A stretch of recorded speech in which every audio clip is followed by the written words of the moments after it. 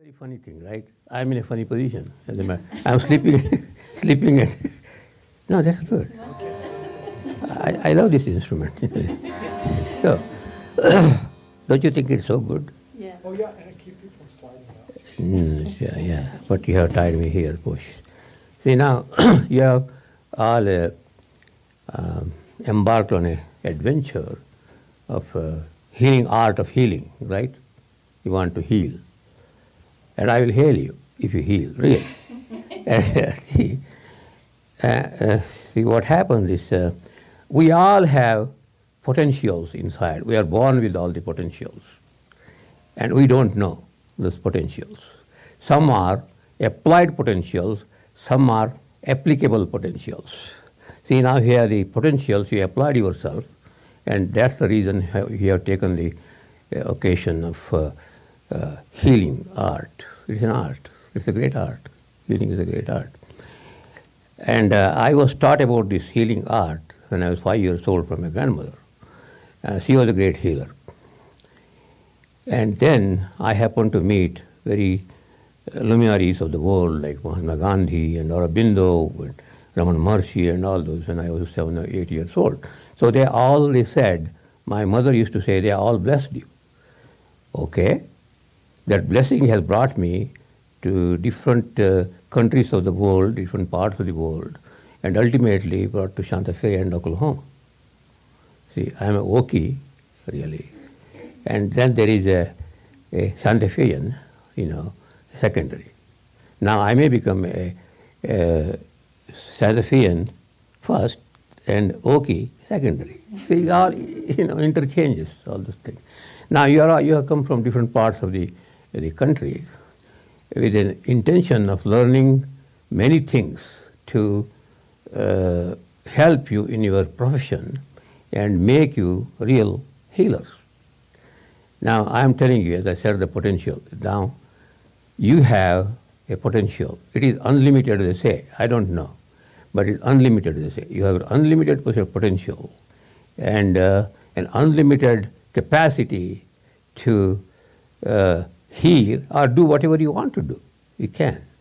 So a healer, in my opinion, needs some qualifications, right? Not going to Shears Academy or something like that. That is one of the qualifications. You get there. You get a certificate and all those things. But you have to certify yourself, sincerely yourself you have to certify as a healer. How will you do that? So there is a healing art, it all starts with the word D, which is the fourth letter of the English alphabet, D. First is dedication. You have to dedicate it to whatever you want to do, the healing, or whatever it is. You must dedicate it to it. Then you should have a determination, right? This all starts from D, the fourth letter of the English alphabet, see? All D, D, D, D, D, D. Okay, there are 5 Ds. Okay, so of course the dull is also comes from D, that's different. I'm not talking about dullness. But this is a mind which is surcharged with the enthusiasm. Enthusiasm means entheoism, that is God-loving disposition. Because in everybody, as Patricia said, there is God in everybody, and everybody is in God. It's a very funny thing, right? God is in everybody, and everybody is in God. That's a very funny combination. I don't know how that works, but it is said like that. I don't know. It may be my experience sometimes. And I said so many things, what she said. They don't give me so much credit for all those things, because I do, that's all I do. this is. So therefore I said in the beginning, on the onset, I said that my presence here is circumstantial. As you are all circumstantially here, We never thought over it 6 months ago, or 3 months ago, or 2 months ago that you would all come here and grace this occasion and help me to say a few words, from my heart. So discrimination, determination, right? Dedication, discrimination, determination. And there is another thing is very important to that is the drive. You must have a drive to do that. If there is no drive, you cannot do anything. Then you will be driven. See, like the advertisement of Subaru or whatever it is, Nissan, driven. You know. So you drive whatever you have inside, right? So there's the you have that drive to do that, and then of all things you must have the dexterity to do that. You must be dexterous to do all those things. Now your potential you are born with the potentials, but you cannot estimate your potentials by sitting in a corner of a world somewhere, and you can't unless you put it to test, right? You have to put it to test this potential. So you have applied, that's applied potential you have got inside. It's already applied to your life and all those things. But there is applicable, there is a portion of it is left over is called applicable potentials, which can be applicable. You must discriminate where you can apply this potential and show the greatest, light from it, where you can apply it. I started talking in English. I thought I wouldn't. Okay. You understand my English? I'm talking in English, okay? And so, no, without accent, nobody can speak. Can anybody speak without accent? No, what? Oklahoma accent? Oh, yeah, Oklahoma accent, whatever it is. Maybe put it up the Scottish accent. Yeah. It's a funny Scottish accent. David, yeah. No, you. Oh, Scott. You- Oh, no, that's not here. I don't want it. You don't want to demonstrate.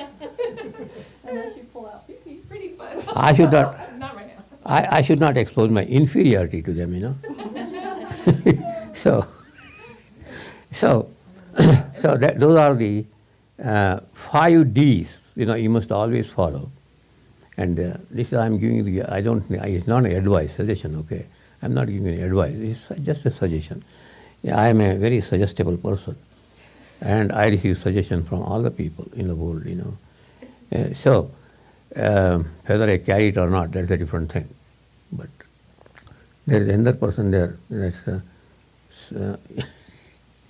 they're called Lynn Walters, She had a very great restaurant in Santa Fe called Natural Cafe. You never know that. But that was one of the famous things, and all people are asking her to give the title of it, and she refused to give. So that's a good thing she did. She's still a natural cafe. So that's the best natural food you had not only in Santa Fe but anywhere. The best thing she did. And I was a cook there. Yeah. I was a cook I didn't have any job, so I became a cook.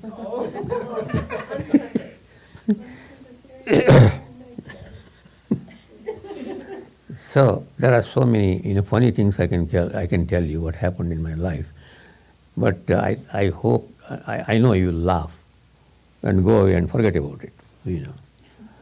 So the potential, and then you have the capacities and capabilities. The capacity to work, and what you need is, one is strength. You have to build up your strength to carry out your schemes in life. Scheme, it's not a bad word, but scheming is something bad.